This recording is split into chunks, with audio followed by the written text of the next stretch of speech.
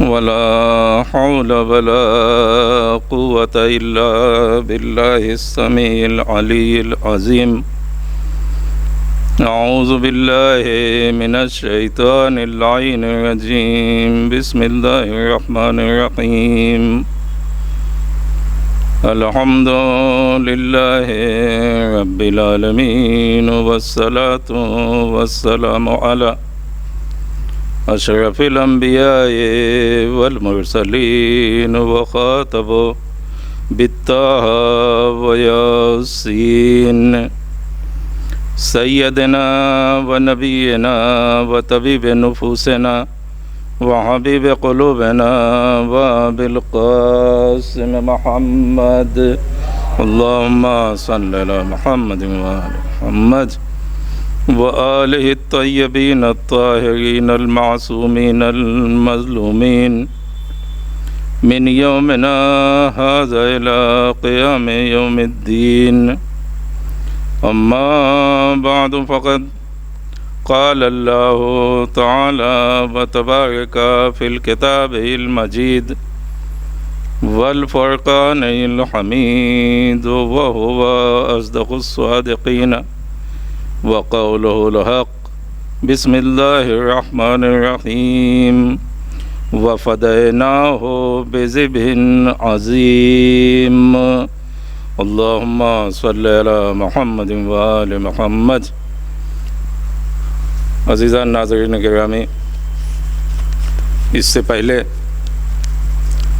کہ اس مجلس کے ضمن میں آیت سے متعلق کچھ گفتگو آپ لوگوں تک پہنچاؤں، آپ تمام ناظرین سے گزارش ہے کہ ایک مرتبہ سورہ حمد اور 3 مرتبہ سورہ اخلاص کی تلاوت کر کے مرحوم ڈاکٹر محمد حسن صاحب و علی حسن صاحب و نبی حسن صاحب و زین الحسن صاحب ابن ظاہر حسین مرحومین کو بخش.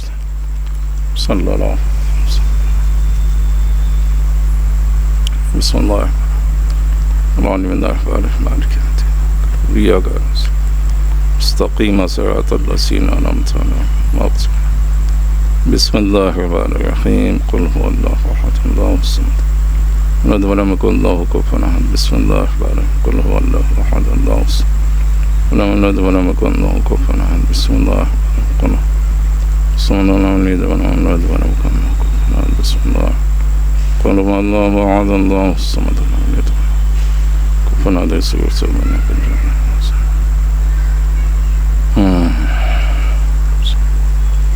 اللہم صلی علی محمد وآل محمد. عزیزان گرامی، آج کی یہ مجلس سفیر حسینی کے عنوان سے جو ہمیشہ منعقد ہوتی رہی ہے، تقریباً 50-60 سال سے یہ مجلس اپنی شان و بان سے ہوتی چلی آئی ہے، اور مومنین کی شرکت اور مومنین کا تعاون، مومنین کا خلوص شامل حال تھا، اور آئندہ بھی انشاءاللہ حالات اچھے ہوں گے تو اسی انداز میں یہ مجالس منعقد ہوں گی. ہمیں جو کہنا ہے وہ اس مجالس کے عنوان سے ضمن بیان میں جو آیت کی تلاوت ہم نے کیا ہے، وہ آیت قرآن مجید کہ جس کو خالق کائنات نے انسانیت کے لیے قواعد و ضوابط کی ایک کتاب بنا کے لوگوں کے بیچ بھیجا اپنے ہادی اور نمائندہ خاص کے حوالے سے. وہ کتاب جو قانونی کتاب بھی ہے، وہ کتاب جو مسائل کو سلجھانے والی بھی کتاب ہے، وہ قرآن مجید جو جینے کا بھی سلیقہ سکھاتا ہے، وہ قرآن مجید جو موت کے بعد بھی کام آتا ہے. لہٰذا اس قرآن مجید کو اللہ نے اپنے بندوں تک بھیجا، اور نبی خدا کی ذات اقدس نے اس قرآن مجید کی 3666 آیتیں جو اس کے ضمن میں اس کے دامن میں محفوظ ہیں، لمحہ بلمحہ امت تک پہنچایا۔ ہمیں زیادہ تفصیل میں نہ جا کے اتنا ہمیں کہنا ہے کہ اللہ تعالیٰ نے جو قرآن مجید نازل کیا ہے وہ کافی بھی ہے، وہ شافی بھی ہے، وہ ہادی بھی ہے، ہدایت بھی دیتی ہے، شفا یاب بھی ہے، اور لوگوں کو حق و باطل کے بیچ پہچنواتی بھی ہے کہ حق کسے کہتے ہیں، باطل کسے کہتے ہیں۔ تمام تفصیلات اس کتاب میں موجود ہیں۔ ہمیں اس عنوان سے جو آپ تک مسئلہ پہنچانا ہے وہ یہ کہ قرآن مجید میں خالق کائنات نے سورہ صافات اس کی آیت نمبر 107 جس آیت کی ہم نے تلاوت کیا ہے، وَفَدَيْنَاهُ بِذِبْحٍ عَظِيمٍ، ایک طولانی آیت ہے جس میں جناب ابراہیم اور جناب اسماعیل کی قربانی کا ذکر اور مقصد بیان کیا ہے اللہ تعالیٰ نے۔ ان تفصیلات کو چھوڑتے ہوئے اس کے آخر کا ایک جملہ آپ کے حوالے کیا ہے کہ وَفَدَيْنَاهُ بِذِبْحٍ عَظِيمٍ۔ یہ اس وقت آیت نبی خدا پہ نازل ہوئی کہ جس سے پہلے جناب ابراہیم نے یہ عمل انجام دیا تھا۔ ہمیں اس عنوان سے فلسفہ قربانی آپ تک پہنچانا ہے کہ یہ قربانی جو ہوتی ہے عید الاضحیٰ کے موقع پہ، اس کا مقصد کیا ہے۔ ہمیں مقصد سے آگاہی ہونی چاہیے، اس لیے کہ یہی مقصد عین مقصد اسلام ہے۔ جب تک ہم مقصد سے آگاہ نہ ہوں گے اس وقت تک عمل کا ہمیں کوئی فائدہ ملنے والا نہیں ہے۔ فلسفہ قربانی کیا ہے؟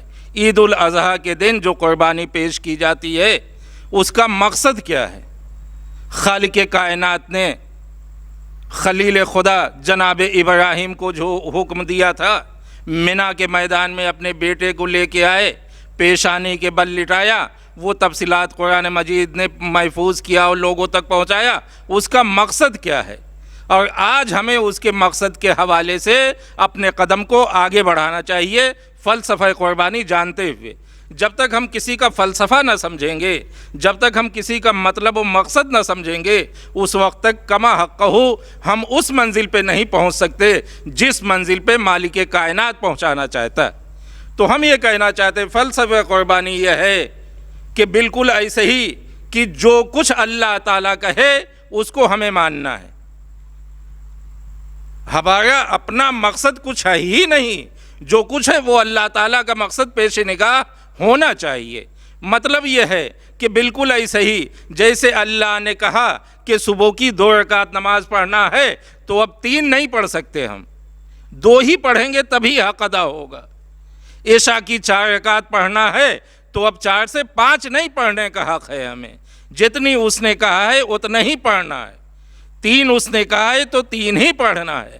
مطلب یہ ہے کہ ہمیں ہماری عبادت اتنا ہی ہونا چاہیے جو مالک کو منشأ مالک کے مطابق ہو، مالک تک پہنچ جائے ہماری عبادت، وہی اصل عبادت ہے۔ تو فلسفہ قربانی کیا ہے؟ فلسفہ قربانی علماء نے آیات اعظام نے جو ہم تک پہنچایا ہے وہ فلسفہ قربانی بتا دیا ہے کہ فلسفہ قربانی کیا ہے۔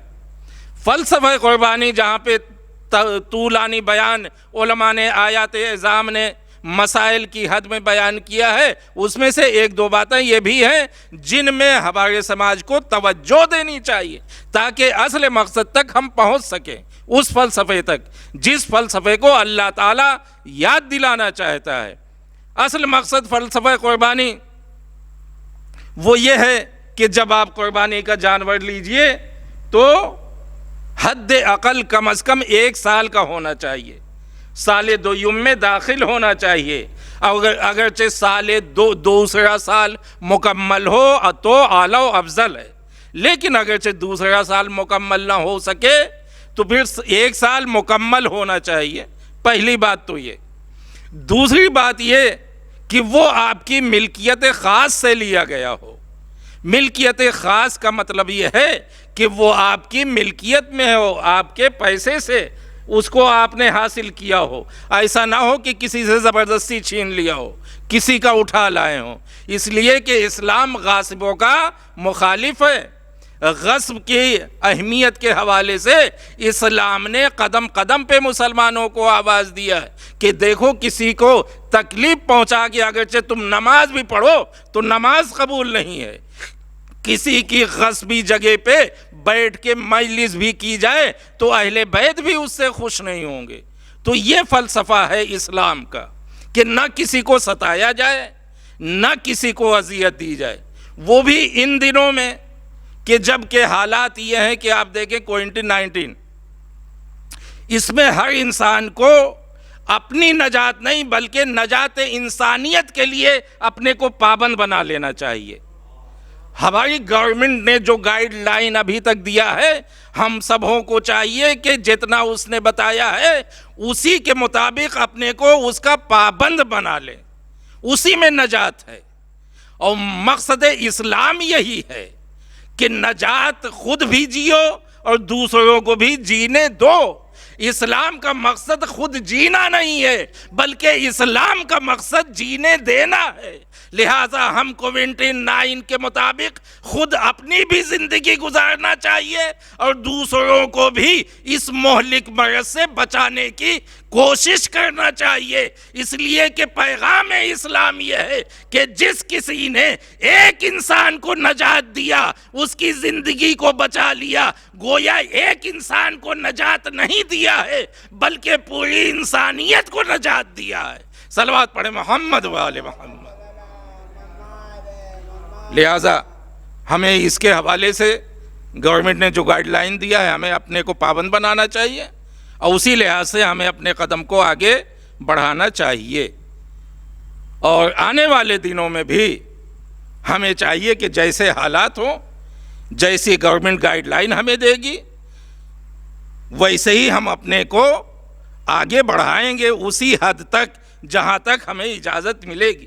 اس لیے کہ مقصد اہل بیت، مقصد اسلام فتنہ و فساد نہیں ہے۔ اسلام کا مقصد جو ہے صلح و امن ہے۔ اسلام امن کا پیغام دیتا ہے، اسلام صلح کا پیغام دیتا ہے، اسلام جینے کا پیغام دیتا ہے، جینے دینے کا پیغام دیتا ہے۔ اللہم صلی علی محمد۔ لہذا آنے والے دنوں میں ہمیں اپنے کو اس کا پابند بنانا چاہیے۔ وَإِلَّا آپ دیکھیں پچھلے سال تک اسی عزا خانے میں، اسی امام بارگاہ میں کس عالیشان انداز میں یہی مجلسیں منعقد ہوتی تھی، اور انشاءاللہ اللہ تعالیٰ سے ہمیں امید بھی ہے کہ آنے والے دنوں میں بھی ہمیں جلد سے جلد اس وبا سے نجات مل جائے گی۔ اور نجات دینے والا ہم کسی انسان سے سوالی نہیں ہے، اس لیے کہ ہم جانتے ہیں جتنے انسان ہیں وہ سب وسائل کے محتاج ہیں۔ جو وسائل کے محتاج ہوں ان سے سوال نہیں کیا جاتا بلکہ جن کے قبضے میں وسائل ہوں ان سے سوال کیا جاتا ہے۔ ہم جانتے ہیں جتنے ممالک پائے جاتے ہیں وہ سب کسی نہ کسی کے محتاج ہیں، لہٰذا ہم تمام ممالک سے نہیں بلکہ ہم بھی اسی سے متوسل ہوتے ہیں جس کے قبضے میں یہ قبض کائنات ہے، کل کائنات ہے۔ دنیا کی جتنی کوشش ہے وہ ایک جانب ہے، چشم فلک میں بھی، چشم زدن میں بھی اگرچہ اللہ تعالیٰ چاہے تو اتنی وبا، اتنی بڑی وبا لمحوں میں ختم ہو سکتی ہے۔ اسی لیے ہم دو ہی ہستیوں سے وابستہ ہیں، ایک اللہ سے وابستہ ہے، ایک آل خدا سے، اہل بیت سے وابستہ ہے۔ اللہ جب چاہے گا تو یہ وبا ختم ہو جائے گی، اہل بیت جب چاہیں گے تو چشم زدن میں دنیا کو امن و امان مل جائے گا۔ صلوات پڑھے محمد والے۔ دنیا کو امن و امان اسی سے ملے گا۔ کوشش اپنی جگہ ہے، کوشش میں پیچھے نہیں ہٹنا چاہیے، لیکن یہ ہے یہ امن و امان اہل بیت کے حوالے سے ہمیں ملے گا۔ بڑی بڑی وبائیں جب سے دنیا خلق ہوئی آج تک پیدا ہوئیں، ان وباؤں کا، امراض کا علاج نکلا، اور اہل بیت کے سامنے جب ایسے اوقات پیش آئے تو اہل بیت نے لمحوں میں اس کا علاج بتایا. لہذا ہم سب بھی اہل بیت سے متوسل ہیں اور یقین کامل ہے کہ وہی اس سے انسانیت کو نجات دے سکتے ہیں. اس لیے کہ نجات دینے ہی والے کی تلاش ہے. نجات لینے والے تو بہت مل جائیں گے، لیکن نجات دینے والے تک ہمیں پہنچنا ہے. یا الفاظ کو بدل کے کہہ دوں کہ جنت میں جانے کی تمنا تو سب کو ہوتی ہے، ہمیں جنت میں جانے کی تمنا نہیں ہے، ہمیں جنت میں لے جانے والے کی تلاش ہے. لہذا جنت میں کوئی لے ہی نہیں جا سکتا علاوہ یہ کہ اہل بیت کے، اس لیے کہ ان کی ملکیت جنت ہے. اہل بیت سے متوسل ہو جائیں تو یہاں بھی کامیاب ہوں گے، وہاں بھی کامیاب ہو جائیں گے. صلوات پڑھیں محمد والے. لہذا فلسفہ قربانی جو اسلام کے حوالے سے علماء نے بیان کیا ہے وہ یہ کہ نفسیات شامل حال نہیں ہونا چاہیے کسی کام میں بھی. نماز ہے خلوص دل سے ہو، جتنی عبادتیں ہیں وہ خالص لوجہ اللہ ہونا چاہیے. اسی لحاظ سے یہ قربانی کا مسئلہ جو سامنے آیا ہے اس میں بھی خلوص شامل حال ہو تبھی قبول ہوگا. وَإِلَّا اگرچہ خلوص شامل حال نہ ہوا تو یقین مانے نقصان ہی نقصان ہے، فائدہ نہیں. اس لیے کہ جس کو فائدہ دینا ہے وہی خوش نہیں ہے. یہ سب جتنا کام ہے وہ سب اللہ کے لیے ہے، اس کی خوشنودی کے لیے ہے. نماز اللہ کے لیے، روزہ اللہ کے لیے، خمس و زکوٰۃ اس کی خوشنودی کے لیے، انتہا یہ کہ حج اللہ کے لیے، اس کی خوشنودی کے لیے. لہذا یہ قربانی یہ بھی اللہ کی خوشنودی کے لیے، اللہ خوش ہو جائے، اللہ کی قربت حاصل ہو جائے. لہذا یہ اس قربانی کے حوالے سے میں تمام سامعین و ناظرین سے یہ کہنا چاہتا ہوں کہ اچھی سے اچھی قربانی کیجئے، زیادہ سے زیادہ پیسہ لگائیے، لیکن یہ ہے کہ دکھانے کے لیے نہیں، نام و نمود میں ہونے کے لیے نہیں، فیس بک پہ آنے کے لیے نہیں، بلکہ آپ جانیے آپ کا خدا جانے. اس لیے کہ جزا اسی کو دینی ہے. ہمارا جتنا عمل ہونا چاہیے وہ سب اللہ کے لیے ہونا چاہیے، اہل بیت کی خوشنودی کے لیے ہونا چاہیے. لہذا ہم نے دو باتیں بتائیں کہ جانور 1 سال کا کم از کم ہونا چاہیے، اس کے بعد اپنی ملکیت میں ہونا چاہیے، اور بہت سے مسائل. لیکن ایک مسئلہ جو سماجی کہہ کے اس مقدمے کو تمام کر دینا چاہتا ہوں وہ یہ ہے کہ لوگ یہ پوچھتے ہیں کہ ہم میں استطاعت نہیں ہے. حج اللہ نے صاحب استطاعت پہ واجب کیا ہے. حج جب صاحب استطاعت پہ واجب کیا ہے تو اس کا ایک فائدہ یہ بھی ہے کہ انسان اس کے ذریعے اللہ کی خوشنودی حاصل کر لے، جنت میں داخل ہو جائے گا. لیکن جو صاحب استطاعت نہیں ہیں ان کے لیے کیا ہے؟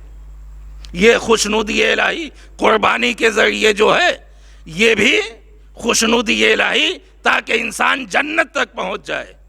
تو وہاں استطاعت نہیں تھی تو پھر کیا وہ انسان جس میں استطاعت نہیں پائی جاتی حج تک نہ جا سکا، وہ جنت میں نہ جائے گا؟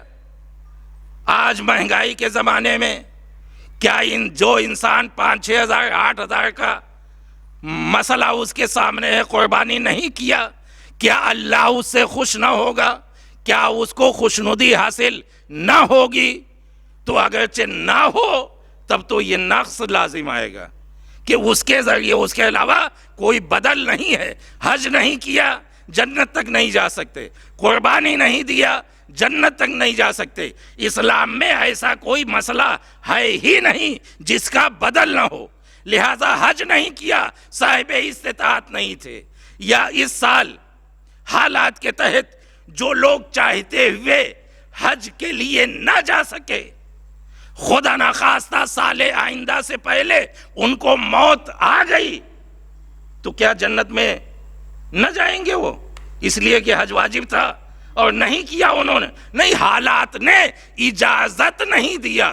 تو میں کہنا یہ چاہتا ہوں حالات نے اجازت نہیں دیا. تو پھر یہ ہے کہ اب اس کا مطلب یہ ہے کہ ہم چاہتے تھے، حالات کی وجہ سے نہیں جا سکے. ہم چاہتے تھے عالیشان مجالس یہاں پہ ہو، لوگ آئیں، لیکن حالات کے تحت لوگ نہیں آ سکے. تو کیا ہمیں ثواب نہیں ملا یا نہیں ملے گا؟ اسلام اس کا قائل نہیں ہے. اسلام کہتا ہے کہ ہم کچھ نہیں کہتے. اسلام کا مطلب قوانین الہیہ، اللہ لوگوں کے دلوں کے حالات سے آگاہ ہے. دل یہ چاہتا تھا کہ اس سال حج میں جائیں گے، ہمارے گناہ دھل جائیں گے، معاف ہو جائیں گے، لیکن نہیں جا سکا. دل چاہتا تھا کہ مجالس میں جائیں گے، لیکن حالات نے اجازت نہیں دیا. دل چاہتا تھا نماز جماعت مساجد میں باقاعدہ ہوگی، لیکن ماہ رمضان ختم ہو گیا، نماز جماعت کا انعقاد نہ ہو سکا. تو اس کا مطلب یہ ہے کہ کیا ہمیں ثواب نہیں ملے گا؟ بالکل ثواب ملے گا. نماز نہ پڑھنے والوں کی بات نہیں ہے، بلکہ جو لوگ جانا چاہتے تھے نہیں جا سکے، نماز جماعت کا ثواب ان کو نہ جا کے بھی ملے گا، اس لیے کہ انہوں نے دنیاوی قانون کی پابندی کی ہے. فلاح انسانیت میں یہ قدم اٹھایا ہے. صلوات پڑھے محمد والے. فلاح انسانیت میں ایسے ہی حج کا مسئلہ ہے، زیارتوں کا مسئلہ ہے کہ جو انسان حج کے لیے نہ جا سکا، سال آئندہ ایام حج آنے سے پہلے دم توڑ دیا انسان نے، اس کی کیا خطا ہے؟ پاسپورٹ جمع، پیسہ جمع، سب کچھ، حالات بدل گئے، نہیں جا سکے. زیارتوں پہ جانے کا ارادہ تھا، حالات بدل گئے، نہیں جا سکے. موقع ملنے سے پہلے ملک الموت نے موقع نہ دیا. اب اس کا مطلب یہ ہے کہ ہمیں ثواب ملنا چاہیے اور ملے گا. کیوں؟ اس لیے کہ اللہ لوگوں کے دلوں کے حالات سے آگاہ ہے. دو انسان پائے جاتے ہیں، کچھ لوگ وہ ہیں جو مجالس میں آنا ہی نہیں چاہتے، ان کے دل سے بھی آگاہ ہے. کچھ لوگ وہ ہیں جو جماعت میں جانا ہی نہیں چاہتے، ان کے دل سے بھی آگاہ ہے. لیکن کچھ لوگ ایسے ہیں جو مجالس میں بھی آنا چاہتے ہیں، جلوسوں میں بھی جانا چاہتے ہیں، مسجدوں میں بھی جانا چاہتے ہیں، نماز جماعت بھی پڑھنا چاہتے ہیں، لیکن حالات اجازت نہیں دیتا. اللہ کہتا ہے میں سب کے دلوں سے آگاہ ہوں. جو چاہتے ہوئے اس منزل تک نہ پہنچ سکے، ہم اس کو جزائے خیر دینے والے، بہترین جزا دینے والے. صلوات پڑھے محمد والے. اور دوسرا فلسفہ قربانی وہ یہ کہ اللہ نے جن لوگوں کی خدمت کے بعد اپنی خوشی کا اظہار کیا ہے، ان کی خدمت کی جائے، ان کی مدد کی جائے، تو ان کی مدد سے اللہ خوش ہوگا. ہم نے تمام تفصیلی بات کو چھوڑ دیا. جانور آپ نے لے لیا، قربانی کا وقت آ گیا، آپ نے ذبح بھی کیا اللہ کے نام پہ. اب اس کے تقسیم کا مسئلہ آتا ہے. ایک جملہ اور کہہ دوں تاکہ پچھلی بات مکمل ہو جائے کہ اگرچہ الخالصتاً لوجہ اللہ ہے، تو اب مسئلہ یہ آتا ہے کہ بالکل ایسے ہی جیسے صاحب استطاعت نہیں ہے، حج پہ نہیں گئے، ہم نہیں جا سکے، ایسے ہی اگرچہ قربانی کی بھی استطاعت نہیں پائی جاتی، تو پھر کیسے یہ عمل انجام ہو؟ کہاں سے 10,000 لایا جائے، 8,000 لایا جائے؟ معصومین نے آواز دیا، علماء نے اپنے چاہنے والوں کو آواز دی، سنو سنو، تنگ دل نہ ہو. اسلام نے اس کا حل بتایا ہے. پوچھا گیا کیا حل ہے؟ 8,000 7,000 10,000 کی استطاعت ہم میں نہیں پائی جاتی، اب یہ قربانی کا ثواب ہمیں کیسے ملے گا؟ تو علماء نے اسلام کے حوالے سے آواز دیا. دیکھو اسلام نے اس کا حل یہ بیان کیا ہے کہ اگرچہ ایک آدمی 2 آدمی 3 آدمی مل کے اس عمل کو انجام نہیں دے سکتے تو 10-20 آدمی 50 آدمی جتنے لوگ بھی شریک ہو سکتے ہیں ایک قربانی میں، وہ سب شریک ہو جائیں پیسہ دے کے. کم ہو یا زیادہ، پیسے کی کمی و زیادتی اللہ نہیں دیکھتا بلکہ لوگوں کے دلوں کی نیتوں کو دیکھتا ہے. نیت کر لیں گے، تھوڑا سا پیسہ لگا دیں گے، اللہ ان کو وہی ثواب دے گا جو تنہا قربانی کا ثواب ملتا ہے. صلوات پڑھے محمد. جو تنہا قربانی کا ثواب ملتا ہے وہی ثواب دے گا اللہ تعالیٰ. کیوں؟ اس لیے دینا اس کو ہے، دلوں کے حالات سے وہ آگاہ ہے. اب جو ایک مسئلہ اہم آتا ہے وہ یہ کہ اس کی تقسیمات کیسے کی جائے گوشت کی.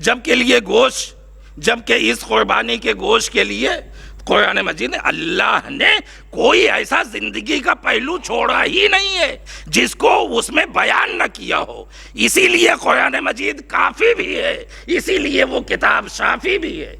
زندگی کوئی پہلو نہیں چھوڑا ہے. سماج کے سامنے مسئلہ آیا، چلیے سب کچھ ہم نے اللہ کے لیے کیا. اب نفس شامل حال ہوا کہ قربانی دعا پڑھ دی گئی، ذبح تم نے کیا، یہ سب تو اللہ کے لیے ہو گیا. اب ذبح تم نے کیا، قربانی تم نے کیا، ملکیت تمہاری. اب کیا جاتا ہے؟ گوشت بھی تو تمہارا ہے، گوشت بھی تو تمہارا ہے. دینا کیا ہے؟ لوگوں تک پہنچانا کیا ہے؟ تو اللہ نے آواز دیا سورہ حج آیت 26 میں. اللہ نے آواز دیا دیکھو یہ جو قربانی کیا ہے نا، اس کا گوشت، اس کا خون تم سمجھتے ہو ہمارے کہنے کے مطابق دو گے تو ہمیں پہنچے گا. اللہ تعالیٰ آواز دیتا ہے اس کا گوشت، اس کا خون ہم تک پہنچنے والا نہیں ہے. پالنے والے جب اس کا گوشت تجھ تک پہنچنے والا نہیں ہے، پالنے والے جب اس کا خون تجھ تک پہنچنے والا نہیں ہے تو پہنچے گا کیا؟ تو اللہ تعالیٰ نے اسی آیت کے حوالے سے آخر میں آواز دیا دیکھو نہ خون پہنچنے والا ہے اس کا، نہ گوشت اس کا پہنچنے والا ہے ہم تک، بس تمہارا تقوی جو اس میں شامل حال ہے وہی ہم تک پہنچنے والا ہے. معلوم ہوا چھوٹا سے چھوٹا جانور ہو، بڑا سے بڑا جانور ہو، نہ اس کا خون اللہ تک پہنچے گا، نہ اس کا گوشت اللہ تک پہنچے گا، بلکہ اگرچہ نیت خالص ہے تو وہی اللہ تک پہنچے گی اور اسی کو اللہ تعالیٰ نے جزا بیان کیا ہے. صلوات پڑھے محمد والے. اب مسئلہ آیا تقسیم کا مسئلہ آیا تو اس کو بھی علماء نے حل کیا کہ دیکھو یہ گوشت جو 8 کلو 10 کلو نکلا ہے یہ سب تمہاری ملکیت نہیں ہے.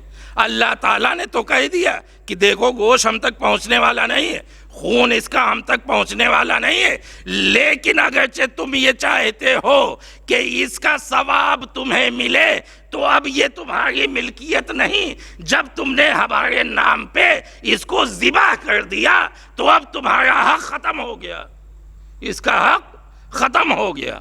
اب جب ہمارا حق ختم ہو گیا تو اس کا استعمال کیا ہے؟ تو علماء نے بیان کیا کہ اس کا استعمال یہ ہے کہ اہل بیت نے بیان کیا کہ اس کے 2-3 حصے کیے جائیں گے، اس کے 2-3 حصے کیے جائیں گے. کسی نے سوال کیا اس کا مطلب یہ ہے کہ اب سب کچھ ہو گیا، ذبیحہ ہو گیا، ہمیں کچھ نہ ملے گا؟ اسلام نے کہا مایوس نہ ہو، تمہیں بھی ملے گا.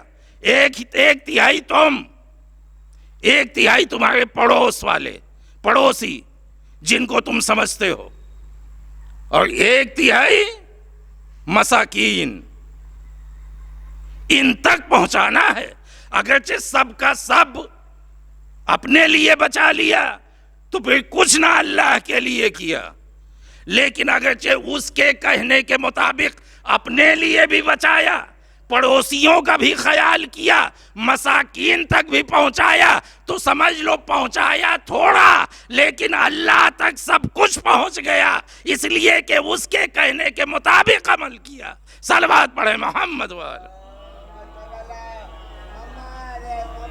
لہذا اللہ کو کچھ نہیں پہنچتا، وہ ہمارا تقویٰ، وہ ہماری کھولی اس سے نیت جو ہے وہ اللہ تک پہنچتی ہے۔ لہذا عزیزو، فلسفہ قربانی میں ان 2-3 چیزوں کو بہت زیادہ اہمیت دینی چاہیے۔ اور میں اپنے سماج سے ایک جملہ کہنا چاہتا ہوں اسی قربانی کے حوالے سے، سنا تو بہت ہوگا آپ نے، لیکن یہ کہ عمل کی کوشش کیجئے، یہی جملہ اصل قربانی کا مقصد ہے۔ ہمارے سماج میں لوگوں کے بیچ جب تقسیمات کا وقت آتا ہے تو یہ تقسیمات اسی حد تک جاتی ہیں جہاں سے ہمیں بدل ملنے کا یقین ہو۔ ایک دن میں نے کہا تھا، اس حوالے تفصیل سے کہا تھا، لیکن آج ایک جملہ، جہاں سے بدل ملنے کا یقین ہوتا ہے وہیں تک ہم اس کو بھیجتے ہیں۔ بہت گھاٹے میں ہیں ایسے لوگ کہ جو بدل کی نیت سے اس کو بھیجتے ہیں، بلکہ فلسفہ اسلام تو یہ ہے کہ جہاں سے بدل کا یقین نہ ہو وہاں تک بھیجو، وہاں بھیجو۔ بدل ملنے کا مطلب یہ ہے ہم آپ کے ہاں بھیجیں گے، آپ ہمارے یہاں بھیجیں گے۔ کیوں بھیجیں گے؟ کیوں بھیجیں گے؟ اور سماج تو اس منزل تک پہنچ چکا ہے کہ ہم انہی کے ہاں بھیجتے ہیں جن کے ہاں قربانی ہوئی ہے۔ بہت کم ان لوگوں تک ہم ان کا حق پہنچاتے ہیں جن کے ہاں قربانی نہ ہوئی ہو۔ جبکہ فلسفہ اسلام، فلسفہ قربانی یہ ہے کہ یہ گوشت انہی لوگوں تک پہنچنا اور پہنچانا چاہیے جن کی یہاں قربانی نہیں ہوئی ہے۔ سخت منزل ہے لیکن مقصد یہی ہے، فلسفہ یہی ہے قربانی کا۔ کس سال میں اس مہنگائی کے زمانے میں مہینے 2 مہینے بیت گئے، 508 کلو روپے کا گوشت انسان نہیں خرید سکا۔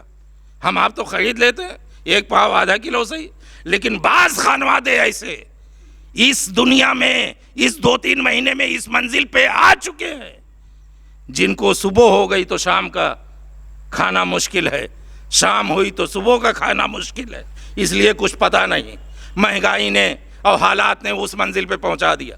تو انہی کے حوالے سے کہنا چاہتا ہوں، مقصد اسلام یہ ہے، مقصد اسلام یہ ہے کہ نہیں تم ایسوں تک پہنچاؤ یا نہ پہنچاؤ جن کی یہاں قربانی ہوئی ہے، بلکہ انہی تک تمہیں پہنچانا چاہیے جن کی یہاں قربانی نہیں ہوئی ہے، تاکہ اس حوالے سے ان کو مل جائے۔ اور جب ان کو مل جائے گا تو یہ نہ سوچو کہ تم نے ان کو دیا ہے، بلکہ یہ یقین کر لو ان کی مدد نہیں کی ہے، بلکہ اس مدد سے اللہ خوش ہوگا۔ صلوات پڑھے محمد والے۔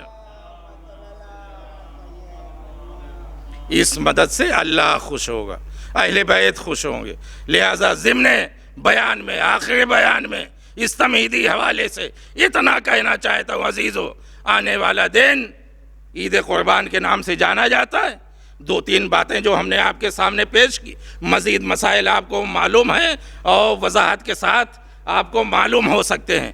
ان مسائل کی پابندی کیجئے، ایک خلوص نیت، اس کے بعد خالص مال، اور اس کے بعد اللہ کی خوشنودی کیا ہے؟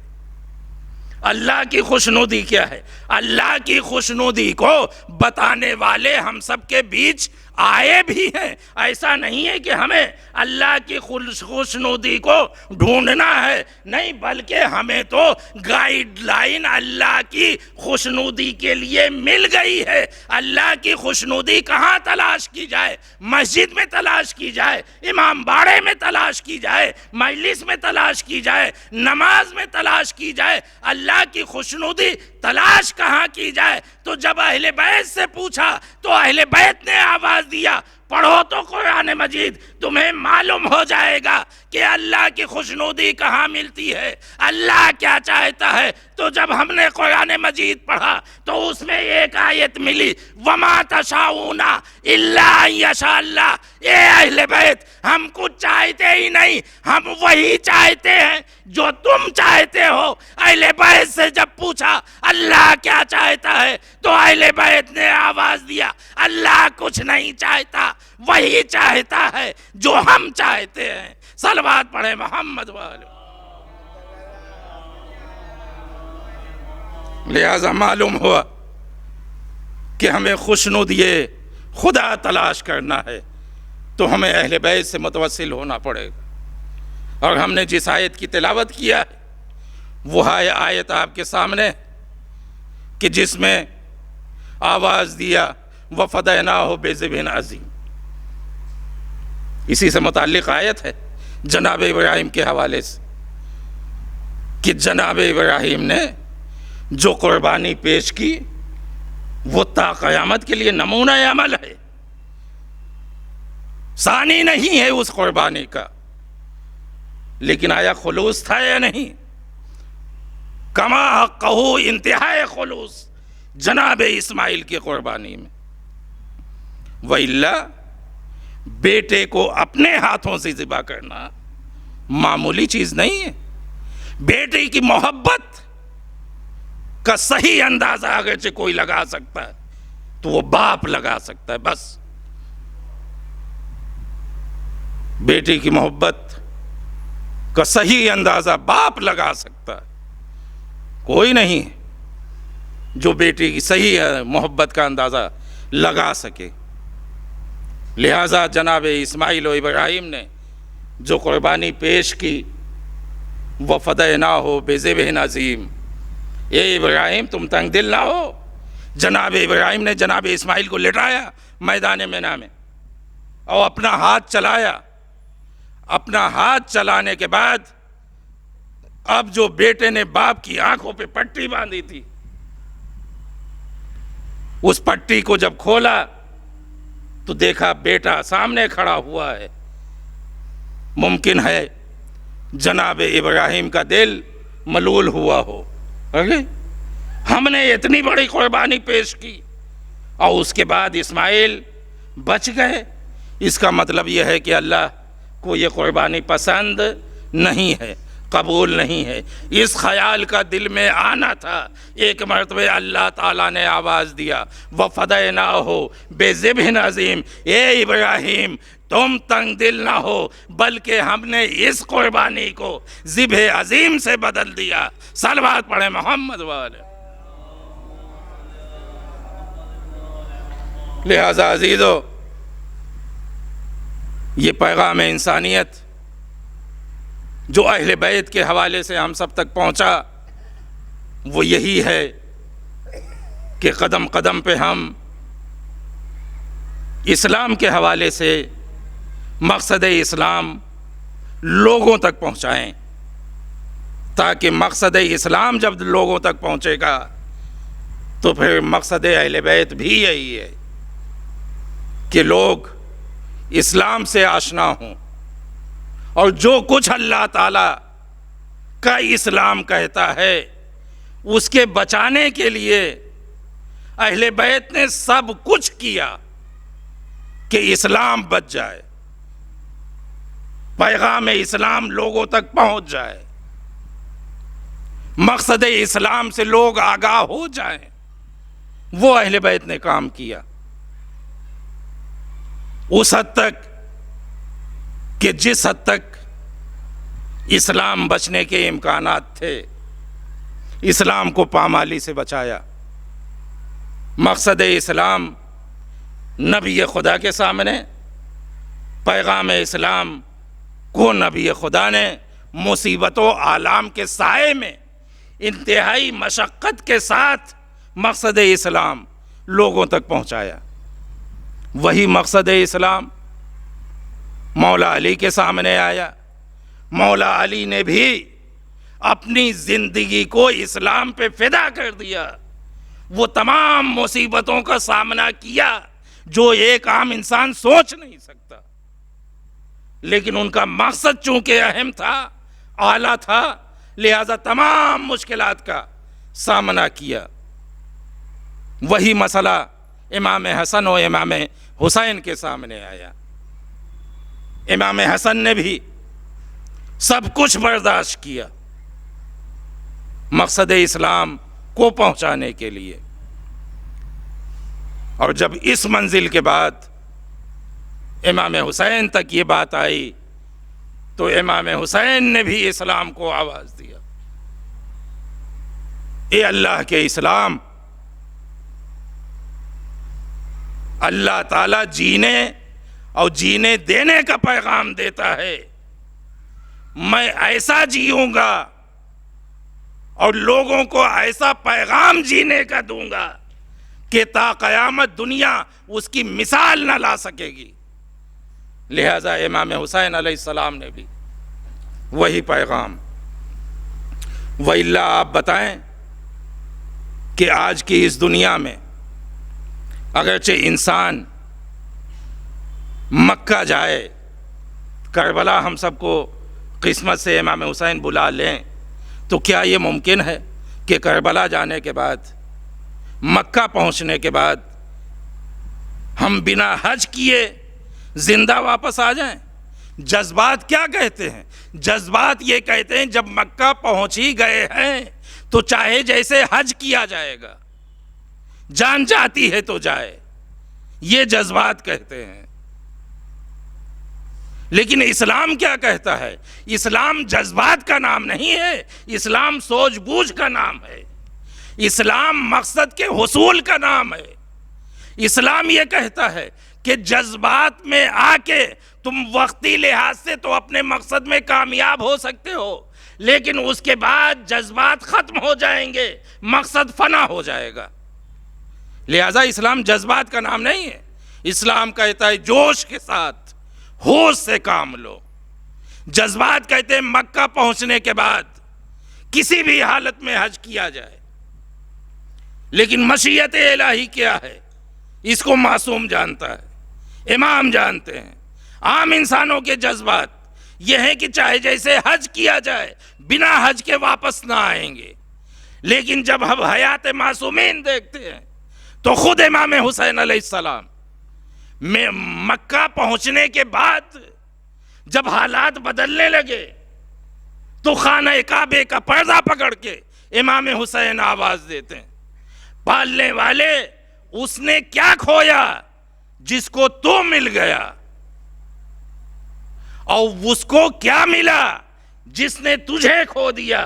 یعنی امام حسین آواز دینا چاہتے ہیں کہ دیکھو جیسے بھی حالات ہوں، حالات سے نپٹنے کے لیے تمہیں اصل مقصد دیکھنا پڑے گا کہ تم اپنے مقصد میں کامیاب ہو یا نہیں۔ اگرچہ ہم مکے میں خانہ کعبہ کے پاس ہوتے ہوئے یہاں سے نہ جائیں گے تو ہمارا مقصد پامال ہو جائے گا، حرمت کعبہ پامال ہو جائے گی۔ لہٰذا امام حسین نے حرمت کعبہ کو بچانے کے لیے کعبے کو چھوڑ دیا، لیکن مقصد الہی کو آواز دیا، پالنے والے اس نے کیا کھویا جس کو تو مل گیا۔ صلوات پڑھے محمد والے۔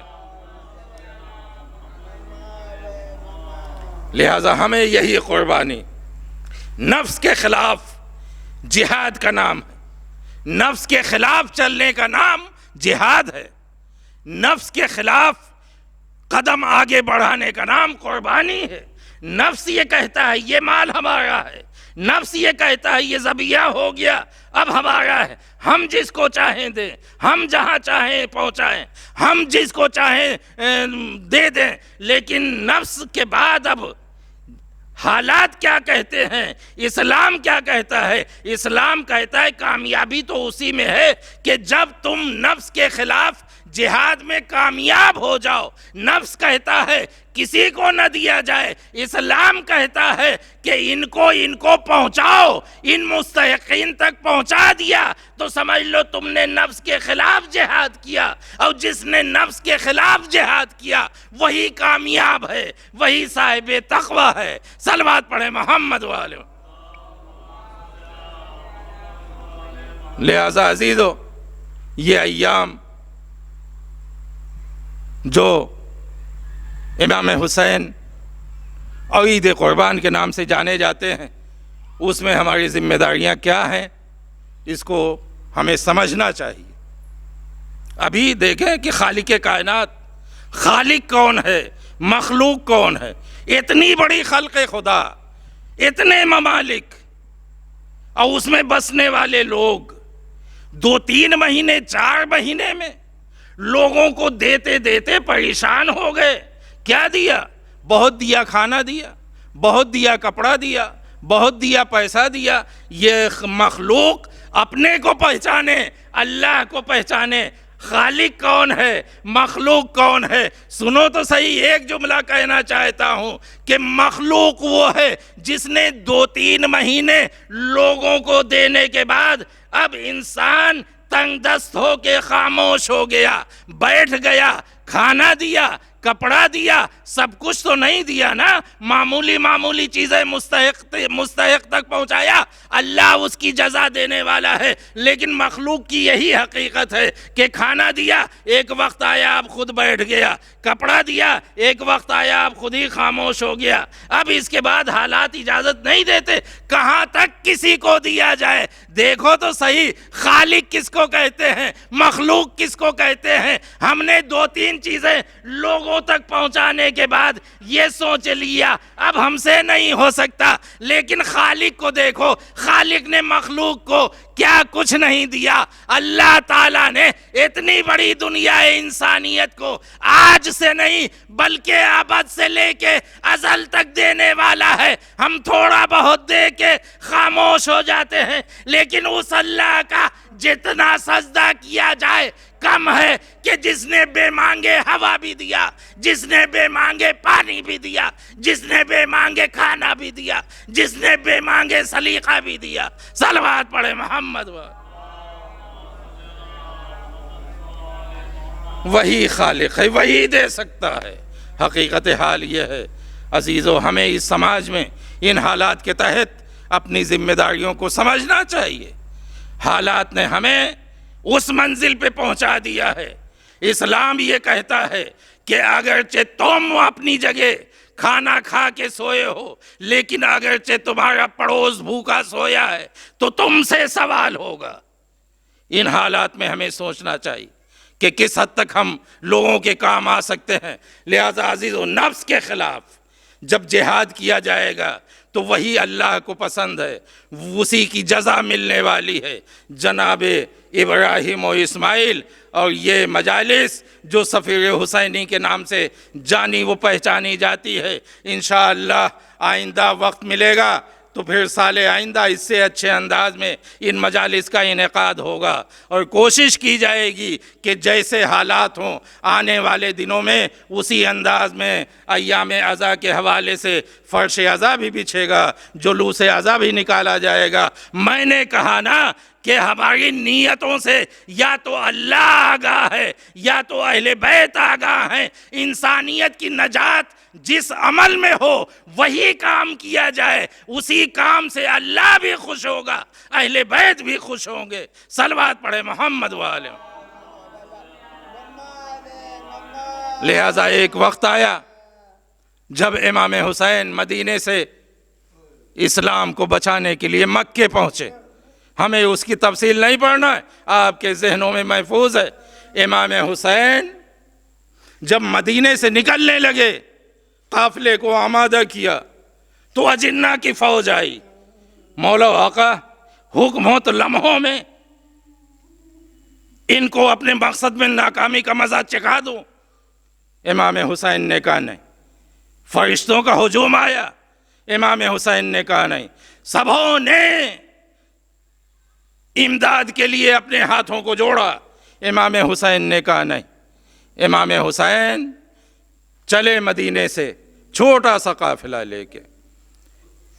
28 رجب شب 28 میں امام حسین جب مصیبت کا کوئی وقت آتا ہے عزیزو، تو کوئی یاد آئے نہ آئے، اپنی ماں اور اپنا باپ بہت یاد آتا، وہ بھی حسین جیسا بیٹا، اور فاطمہ جیسی ماں جب تک امام حسین کو ماں آغوش میں نہ بٹھا لیتی ماں کو سکون نہیں ملتا تھا۔ واقعات گواہ ہیں، ماں کا جنازہ موجود ہے، سبوں نے ماں کو خدا حافظ کیا، لیکن جب امام حسین کو آواز دیا مولا علی نے تو امام حسین نے آواز دیا اے بابا، جب تک ماں زندہ تھی حسین کو ہاتھوں کو پھیلا کے بلاتی تھی، آج بھی جب تک ماں نہ بلائے گی حسین ماں کے سینے سے نہ لگے گا۔ اتنا کہنا تھا، بندے کفن ٹوٹا، آواز دیا بیٹا حسین آ میرے سینے سے لگ جا۔ جزاکم اللہ خیر الجزا۔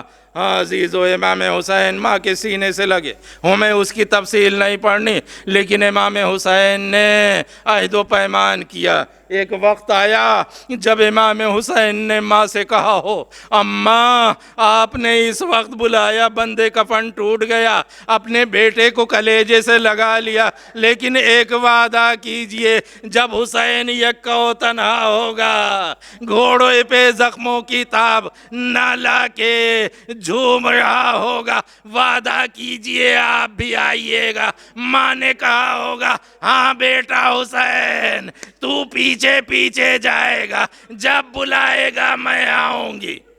آئے امام حسین، امام حسین ماں کی لہد سے لپٹ گئے۔ شب 28 رجب میں اماں وہ وعدہ نبھانے کا وقت آ گیا، کل کا دن ہوگا جب ہم مدینہ چھوڑ دیں گے۔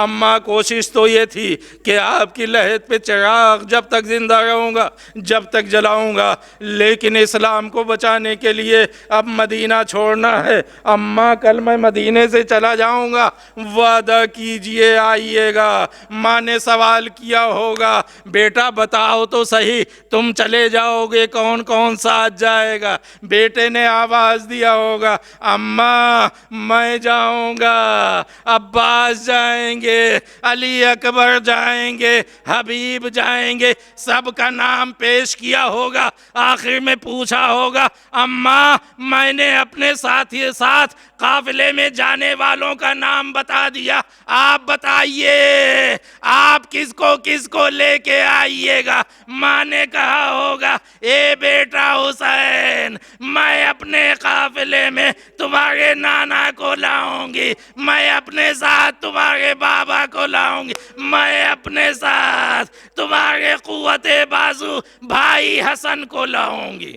ہاں عزیزو بات کو تمام کیا، امام حسین مکہ پہنچ گئے۔ مکہ پہنچنے کے بعد امام حسین نے یہ بتائیے جب کسی سے جنگ کی جاتی ہے، جب کہیں لڑائی ہوتی ہے تو اس میں جوانوں کا انتخاب کیا جاتا ہے۔ آج تک کسی بھی فوج میں، آج تک کسی بھی لشکر میں آپ نے نہ دیکھا ہوگا کہ کسی فوج و لشکر میں بوڑھے بھی گئے ہوں، بچے بھی گئے ہوں، عورتیں بھی گئی ہوں، سب جوان جاتے ہیں، لیکن امام حسین اس کی فوج لے کے چلے ہیں، ایسا قافلہ لے کے نکلے ہیں جس میں بچے بھی ہیں، جس میں بوڑھے بھی ہیں۔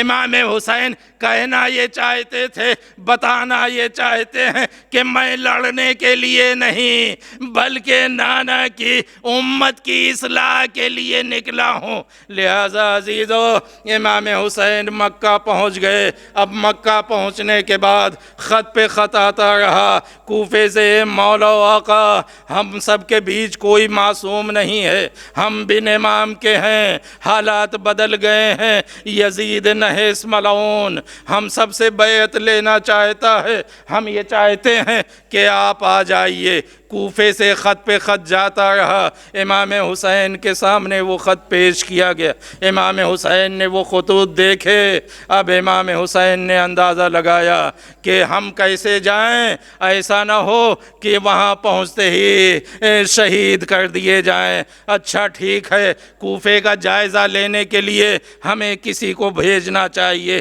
لیکن اب امام حسین کو ایسا کوئی نمائندہ چاہیے تھا کہ وہی منشا ہو، وہی مقصد ہو، وہی کام ہو جو امام حسین کا مقصد ہے، جو امام حسین کا منشا ہے۔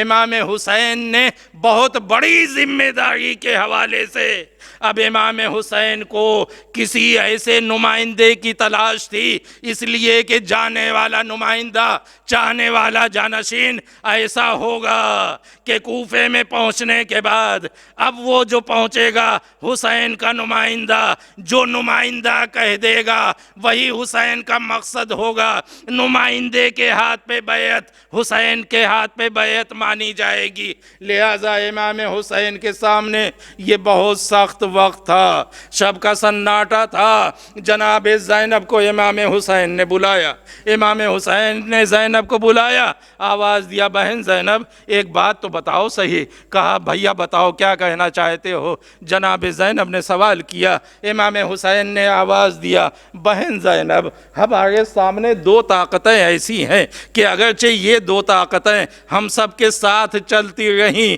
تو ان کو قبضے میں قابو میں رکھنا مشکل ہو جائے گا، اس لیے کہ انتہائی شجاعت ان میں پائی جاتی ہے۔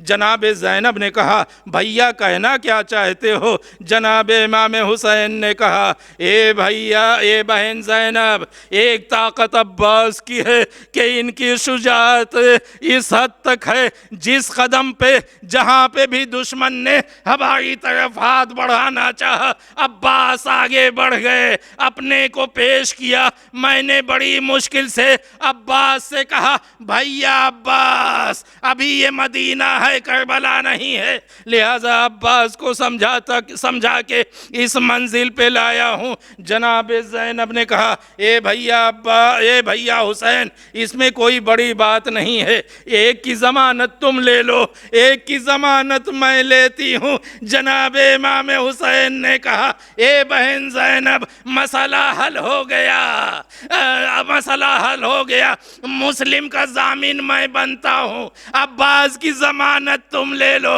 بس۔ جناب زینب نے کہا ہاں بہن، جناب زینب نے کہا بھیا ٹھیک ہے، مسلم کے ضامن تم، عباس کی ضامن میں۔ اب کیا تھا، صبح ہوئی، جناب امام حسین نے مسلم کو بلایا، مسلم جاؤ کوفے چلے جاؤ، وہاں کے حالات کو دیکھو، اتنے خطوط آئے ہیں، وہاں کے لوگوں کا مطالبہ یہ ہے کہ آپ آ جائیے، ہم بن امام کے ہیں، جاؤ وہاں کے ماحول کو دیکھو وہاں پہنچنے کے بعد ہمیں اطلاع دینا۔ جناب مسلم پہنچ گئے۔ اب جناب مسلم کا عالم یہ ہے کہ جناب مسلم کو اس بات کا احساس ہے کہ میں مسلم نہیں ہوں بلکہ نمائندہ حسین ہوں، میں نے جو بات مان لی اس کا مطلب یہ ہے کہ ہمارے مولا و آقا نے وہ بات مان لی ہے، جس کسی نے ہمارے ہاتھوں پہ بیعت کی اس کا مطلب یہ ہے کہ آقا کے ہاتھوں پہ بیعت کیا ہے۔ لہٰذا جناب مسلم پہنچے۔ اب پہنچنے کے بعد کوفے کے لوگوں نے شاندار استقبال کیا۔ استقبال کے بعد 2-4 دن بیت گئے۔ جناب مسلم نے اب وہاں کے ماحول کا اندازہ لگایا۔ اب کیا تھا، آہستہ آہستہ ماحول بدلنے لگا۔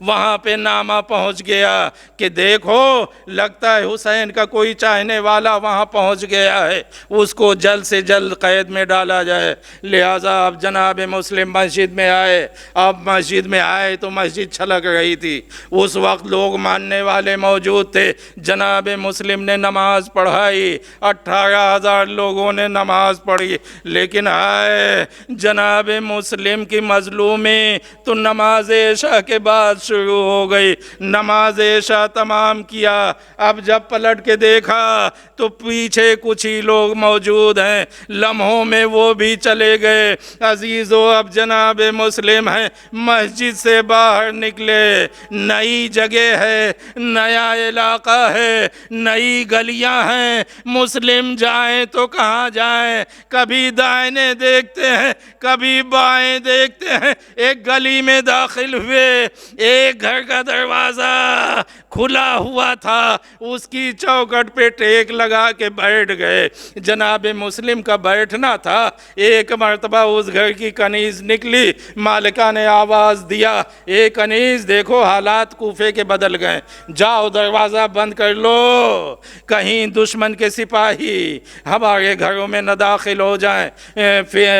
کنیز آئی، آ کے جیسے ہی اس نے دروازہ بند کرنا چاہا، ویسے ہی دیکھا ایک ضعیف بوڑھا مسافر چوکھٹ سے لگا ہوا بیٹھا ہے۔ ایک مرتبہ اس نے کہا اے بھائی کیا تجھے معلوم نہیں ہے یہاں کے حالات بدل چکے ہیں، جا اپنے گھر چلا جا۔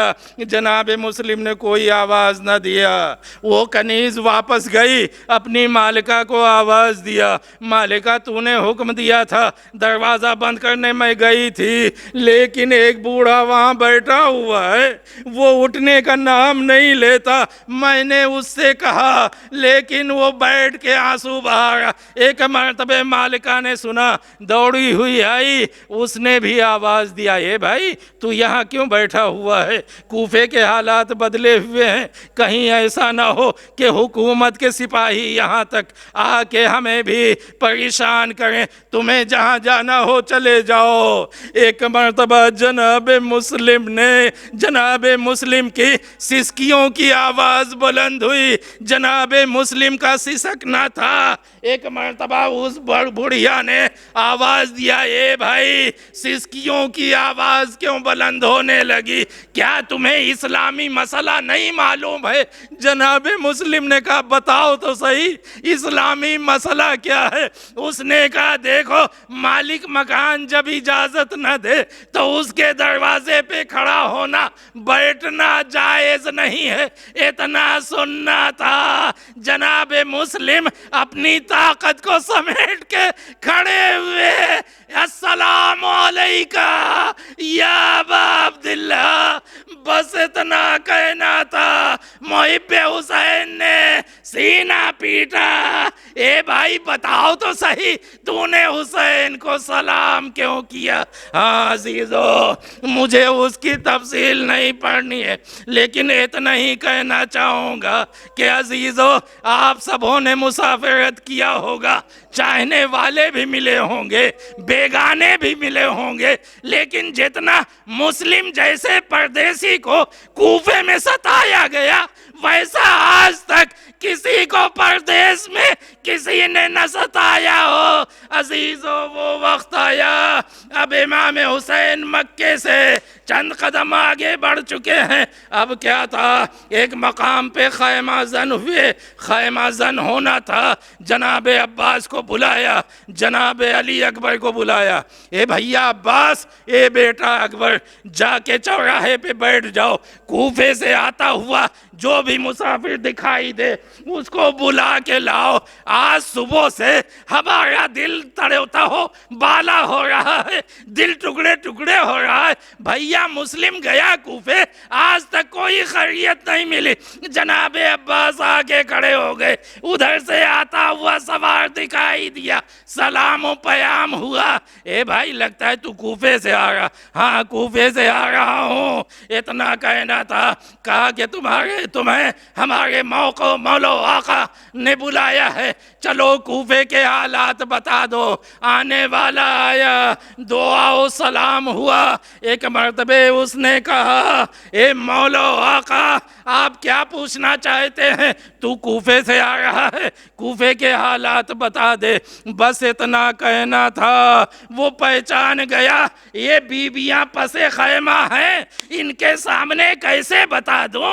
مسلم کی بیٹی بھی ہوگی، مسلم کی زوجہ بھی ہوگی، کیسے بتا دوں مسلم شہید ہوئے؟ ایک مرتبہ آنے والے نے مولا کے ہاتھوں کو چوما، آواز دیا آہستہ سے اے مولا آقا خیمے کے پیچھے چلے، باہر چلے تو میں بتاؤں۔ ایک مرتبہ حسین نے کہا اے بھائی جو بتانا ہو بتا دے، جیسے عذاب مجھے ملے کسی کو نہیں ملے۔ ایک مرتبہ آنے والے نے کہا اے مولا آقا جب میں کوفے سے چلا تھا تو مسلم کے پیروں میں رسی باندھ کے کوچے گلی میں پھرایا جا، اتنا سننا تھا، جناب عباس بے چین ہو گئے، مچلنے لگے۔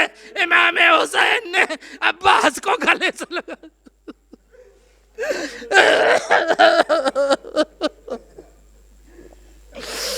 جناب عباس کو سینے سے لگایا، اے بیٹا عباس، اتنا سن کے تم بے چین ہو گئے. اے مولا آقا آپ تو صاحب اعجاز ہیں, کوفے کے حالات کو دکھا دیجئے, کوفے کے حالات کو بتا دیجئے. نگاہوں سے دیکھنا چاہتا ہوں. بس کیا تھا, امام حسین نے انگلیوں کا اشارہ کیا, تمام زمینیں پست ہوئیں, کوفے کی زمین بلند ہوئی. عباس دیکھو دیکھو یہ کوفہ ہے, دارالامارہ ہے. جناب عباس نے دیکھا, ہاں مولا آقا دارالامارہ تو دکھائی دیا, لیکن آپ کا بھائی مسلم, آپ کا بھائی مسلم دکھائی نہیں دیتا. حسین نے آواز دیا, چھت کے اوپر نگاہوں کو اٹھاؤ. اب جو نگاہوں کو اٹھایا, مسلم سر و تن میں جدائی ہونے والی تھی, سر و تن میں جدائی ہو گئی. اب جو نگاہوں کو نیچے کیا, عباس نے آواز دیا, اے مولا آقا دارالامارہ کے دروازے پہ ایک بی بی سیاہ چادر اوڑے ہوئے کھڑی, یہ کون ہے؟ آواز دیا, اے بیٹے بھیا عباس تو نے پہچانا نہیں, یہ کوئی اور نہیں بلکہ ہماری ماں فاطمہ ہے جو مسلم کے استقبال کے لیے پہنچ گئی. انا للہ و انا الیہ راجعون. رضم بقضائہ و تسلیم لامرہ. پالنے والے عظمت اہل بیت کا واسطہ, ان کے طفیل و صدقے میں اس مختصر سی عزا کو قبول فرما لیں. پنجتر پاک کا واسطہ, اہل بیت کا واسطہ, ان کے طفیل و صدقے میں سفیر حسینی جناب مسلم کے واسطے سے ہم سب کے مولا و آقا اہل بیت کو راضی, ہم سب سے راضی فرما دے. پنجتن پاک کا واسطہ, ان کی عظمت کا واسطہ, ان کے طفیل و صدقے میں یہ وبا بیماری جو پھیلی ہوئی ہے, اہل بیت کے صاحب اعجاز ہیں, اہل بیت کا واسطہ ہے, اہل بیت کی امیدیں, ہم سب کی امیدیں اہل بیت سے وابستہ ہیں. لہٰذا اہل بیت کو واسطہ ہے جناب سکینہ کا.